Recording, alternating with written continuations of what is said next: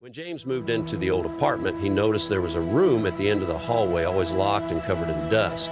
The landlord mentioned it was an old storage room, but James, feeling curious, asked for the key.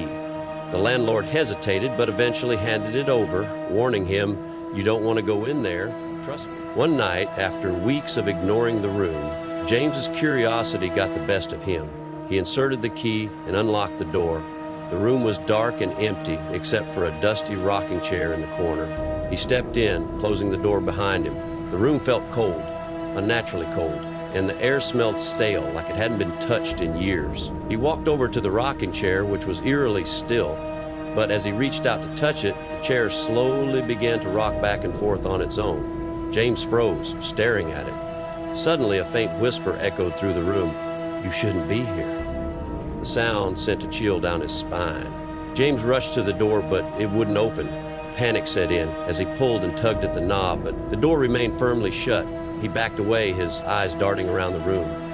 That's when he noticed something strange. The walls, which had once been bare, were now covered with old, yellowing photographs. In each one, a different person stood smiling, except their eyes were all crossed out with thick black marker. Suddenly, the chair began rocking again, faster and more violently. The whispers grew louder, almost deafening, until they stopped all at once. James turned back to the photos and froze.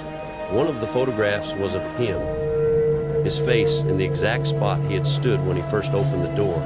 But his eyes, they were crossed out. Before he could process what was happening, the door flew open. He stumbled backward, escaping into the hallway, heart racing. He glanced at the door one last time. The rocking chair had stopped, but the whispers, they never stopped. Every night since, James can hear the rocking chair in his dreams.